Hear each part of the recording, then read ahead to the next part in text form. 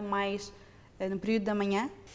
Quando o componente é muito endógeno, não é muito causal, isto é, quando não houve uma razão muito lógica para eu estar em baixo, quando é uma manifestação da minha fragilidade, a depressão manifesta-se sobretudo na manhã. Quando, pelo contrário, eu vou num período, por exemplo, numa empresa, estou a funcionar num período de stress prolongado há muito tempo. E esse stress prolongado está-me a deixar completamente exausto. E eu realmente, o meu médico já me disse que eu estou realmente já quase a atingir a depressão. Aí o período pior do dia é o da tarde. Está a ver? Quer dizer, Para ser mais longo, não é? Exatamente. Portanto, quando é de manhã é de suspeitar uma origem mais endógena da depressão. E verdade ou mito que afeta mais mulheres e também, por mais engraçado que seja, as pessoas que são gêmeos, os gêmeos? As mulheres, sabe que, do ponto de vista antropológico, nós sabemos hoje que a mulher é, por natureza da maternidade, mais madura do que o homem, de uma forma geral. Quer dizer, nós vemos um rapaz de 13 anos, uma mulher de 13 anos e percebemos que há uma maturidade muito diferente entre os dois. Como digo, porque antropologicamente a maternidade é muito mais séria do que a paternidade. E claro que a depressão tem a ver com uma visão lúcida e madura do mundo. Uhum. É muito fácil vermos homens de 40 anos perfeitamente gaiatos na sua maneira de estar, não é? Já não é tão fácil ver mulheres com 40 anos gaiatas porque a maternidade não permite às mulheres a gaiatice. Portanto, é evidente que a depressão atinge mais as mulheres porque a vida é mais difícil. Não estou a dizer que o mundo seja mais difícil para as mulheres, estou a dizer que a natureza de ser mulher é mais difícil, têm cargos superiores, são elas que respondem pela sobrevivência da espécie e pela alimentação das crias. E, portanto, e por outro lado, são também as mais autênticas, quer dizer, uma mulher não se inibe nada de pedir ajuda e, portanto, as estatísticas vêm favorecer, ao passo que um homem, de dizer a outro homem, que será um médico, que está triste, pode ser uma falta de masculinidade ou pieguice e, portanto, as estatísticas acabam por favorecer, e não é de todo, e as estatísticas acabam por favorecer as mulheres também. Até que ponto é que a depressão pode afetar o raciocínio? Afeta porque a depressão faz um desencanto com as coisas e nós, para termos um raciocínio criativo e fluente, temos que estar minimamente empenhados e com algum interesse naquilo que estamos ou a estudar ou a falar consigo, ou o que seja, temos minimamente empenhados. A depressão, como se caracteriza por um grande desinteresse, a memória fica afetada, as pessoas não se lembram do nome das coisas, depois distraem-se com uma coisa secundária qualquer e já não se focam. Portanto, a memória fica muito afetada com a depressão. Até a maior parte dos doentes, muitas vezes, quando passam muito tempo deprimidos, até nos vêm perguntar se têm algum problema demencial. Porque notam, uma das coisas que mais notam é o problema da falta de concentração e da memória. Portanto, a depressão faz isso. E não é demência nenhuma. Basta tratarem a depressão, é um dos sintomas. Exatamente. É possível prevenir-se essa doença, depressão? A depressão provavelmente acontecerá sempre. O que é possível é não haver tabus como havia e como ainda existem em relação ao exercício mental e ser possível pedir ajuda como se pede para uma dor de um braço ou para uma falta de ar ou para uma tosse, e dizer se a pessoa não se está a sentir bem, não se está a sentir realizada e não percebe muito bem porquê, porque é que eu não estou realizada, sempre fiz isto e gostei sempre de fazer isto e agora não, porquê, o que é isto? E não ter preconceito nenhum em pedir ajuda. E isso é uma espécie de prevenção, é uma espécie de atacar logo as coisas e falar logo as coisas, não pensar que isso é qualquer coisa, já estou velho, estou acabado, não tem nada a ver. Tem a ver com, isso pode nos acontecer e é bom pedir ajuda. A depressão acaba por causar um mal-estar geral, mas pode afetar certos órgãos em específico? Pode. Há hoje imensos estudos. E cá está, e aí os homens são mais atacados, porque não sabem e não aprenderam a queixar-se.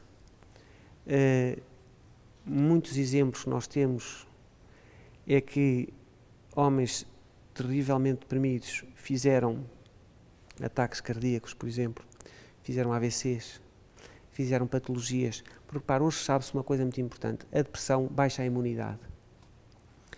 E baixando a imunidade, por exemplo, há muitas doenças oncológicas, ou seja, tumorais, que se desenvolvem depois de períodos depressivos. E eu costumo dizer uma coisa que é, quando a cabeça não se queixa, o corpo queixa-se por ela. E isso era muito importante que as pessoas tivessem, porque quando eu não tenho força, porque acho uma fragilidade da minha parte, queixar-me da minha cabeça, o meu corpo vai arranjar a maneira de sofrer para eu depois então pedir ajuda, percebe? Perceber que tem um problema. E isso, há imensos estudos. Depois do infarto do miocárdio, a probabilidade de ter outro depende fundamentalmente da depressão. Evidentemente há outros fatores muito importantes, mas o risco de fazer depressão pós-infarto e não ser tratado dessa depressão aumenta muito o segundo infarto cardíaco, a probabilidade do segundo infarto. Porque o nosso cérebro é o órgão, é o eleito da espécie. Não. Noutros animais há outros órgãos eleitos, outros órgãos que eles elegeram como sendo aqueles que lhe fazem a sobrevivência. Na nossa espécie foi o cérebro. Sim, Portanto, é natural que dependa dele muita coisa. claro. E, curiosamente, não tem sido a saúde mental a que tem sido mais privilegiada. Infelizmente. Pois. Já agora, falando da parte positiva, como é que é efetuado o tratamento de depressão? O tratamento deve ser idealmente feito com a junção daquilo que nós sabemos sobre a psiquiatria biológica. Há, de facto, substâncias que, depois de um período longo de depressão, se esgotam e é preciso, de alguma maneira, serem repostas para que a pessoa volte a ter capacidade de reagir. Mas há também necessidade de fazer e de ver dentro de nós o que é que se passou realmente para que essa fragilidade fosse vivida com tanto sofrimento. Ou seja, o que é importante é conseguirmos aliar a psiquiatria biológica, quando digo a psiquiatria biológica, aquela que no fundo funciona com os medicamentos, com os antidepressivos, com os ansiolíticos, e a psicologia que é, vamos lá pensar sobre si, vamos lá rever a sua vida, vamos lá pensar o que é que não ficou resolvido. Este complemento é que é muito importante. E não ir só por uma das vias. Desmistificando a questão do tratamento também, porque há muita gente que às vezes não recorre ao tratamento porque diz que os antidepressivos, toda a medicação ou engorda ou dá sonolência. É verdade, doutor? Dos antidepressivos, quer dizer, evidentemente que os calmantes dão sonolência, não é? Mas na maior parte das depressões nem é preciso dar calmantes. É evidente que a depressão às vezes tem insónia agarrada. Só fica a pensar, né? Não portanto, se a pessoa não vai descansar, é muito difícil recuperar de uma depressão se não conseguir dormir durante, por exemplo, uma semana. É muito difícil, porque entra num estado de exaustão tão grande que não é possível. E, portanto, permitir-se tomar qualquer coisa para descansar não me parece mal, durante pelo menos algum período. E depois há uma coisa que eu acredito, quando nós estamos bem, quando nós estamos de facto bem, quando nós recuperamos a saúde, nós temos imensa força, ainda que seja verdade que alguns medicamentos têm tendência a nos agarrar um bocadinho, quando nós estamos bem, nós conseguimos deixar tudo, conseguimos deixar as coisas que nos sentimos agarrados, mas é preciso estarmos bem. Quando estamos mal não conseguimos. E, portanto, não há que haver grande receio, porque os medicamentos são passados por um determinado tempo e não para fazer a vida toda. São para um determinado tempo que nós precisamos de facto de uma ajuda. E depois de estarmos bem, conseguir de facto, está na hora então de conseguir tirar esta medicação. E estando bem é mais fácil tirar. Tudo na vida, estando bem é mais fácil. Estando mal é que é difícil, não é? Quanto tempo leva mais ou menos a ter de tomar a medicação, a ter de ir com alguma regularidade ao médico? Quanto tempo pode mais ou menos a média a será de meio ano, de 6 meses. 6 meses. Porquê? Porque quem fez uma primeira depressão pode sempre, se o médico tiver, ou se o doente tiver uma precipitação de deixar a medicação porque já se sente bem, a recaída pode acontecer. E qual a importância da família, dos amigos, dos grupos no momento de tratamento desse paciente? É fundamental. Aliás, eu acho que os países do planeta que têm mais depressões são justamente aqueles onde a família se põe mais em causa, onde as famílias estão mais ausentes, onde as pessoas mais frágeis estão cada vez mais sós, e isso em que se perde muito os valores humanos, os afetos, e onde se ganha sobretudo aquilo que eu dizia há bocado, o valor por aquilo que se é no sentido profissional e não o valor que é sermos queridos uns dos outros, não é? Gosto de ti porque és querido, ou gosto de ti porque és... Quer dizer, quando se perde isto, os países adoecem muito. E muitas vezes, justamente, é nos países que se dizem mais desenvolvidos em que esta doença ataca mais. E que as pessoas são mais infelizes, no fundo, não é? Sabemos que o doutor é do Ambo, da antiga Nova Lisboa, portanto, de Angola. Exatamente. Em África, há muita depressão? Eu tenho apanhado, curiosamente, pacientes que vêm justamente de Angola com alguns casos depressivos. Vejo, no entanto, que os casos depressivos que eu apanho de conterrâneos meus são mais ligados, cá está, à parte genética, não tão ligada à parte da competição e do mundo selvagem que às vezes na Europa se estabelece e da solidão que nestes países mais ocidentais nós andamos sempre. Pelo contrário, vejo que há uma preocupação muito grande das próprias famílias em acompanhar o doente e vêm com muito empenho e com muita tolerância de aceitação. A depressão pode advir de doenças mentais? Pois pode, porque curiosamente há doenças que só são reveladas depois da depressão. Por exemplo, há doenças mentais com gravidades muito grandes, por exemplo, uma psicose paranoide de perseguição. A pessoa começa a interpretar coisas como sendo persecutórias. Há um carro que estacionou ali, que me parece que já o vi ontem, depois aquela pessoa está ao telemóvel e pareceu-me que não sei o quê. Tudo isto o doente vai escondendo e vai ficando triste, porque não sabe exatamente o que é que se está a passar.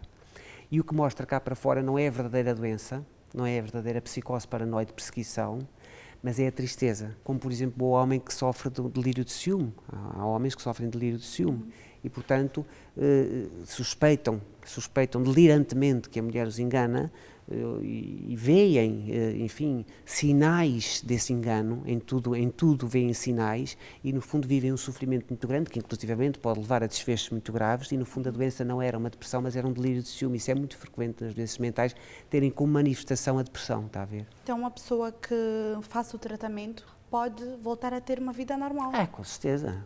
Absolutamente, uma vida completamente normal. Hoje em dia a depressão não é como digo, é uma doença. Pode matar, mas pode matar se não for tratada. Claro. Se for tratada, com certeza que sim, pode fazer uma vida normal. Muito obrigado, doutor. Nada, foi muito prazer. agradável a nossa Obrigado. conversa. Esperamos tê-lo aqui numa outra oportunidade. Quando quiserem, muito obrigado. Ficou mais esclarecido?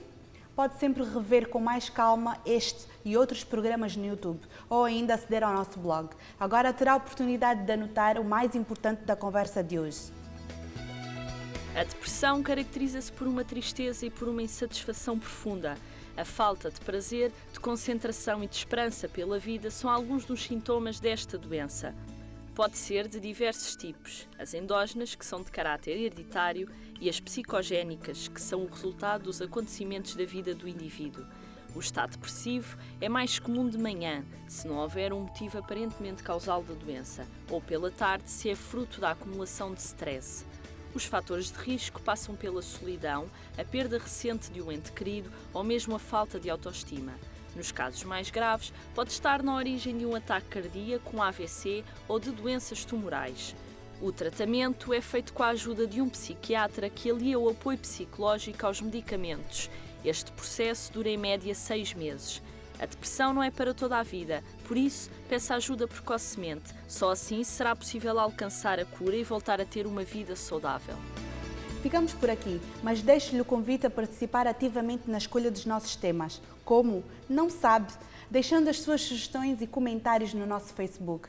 E para saber todas as informações sobre temas, convidados e horários de transmissão, dê um pulo também ao nosso blog. Nós esperamos por si no próximo programa. Vou deixá-lo agora com uma surpresa. Viva bem, viva saúde! Lave bem as mãos antes de mexer na comida e ensine os seus filhos a fazer o mesmo.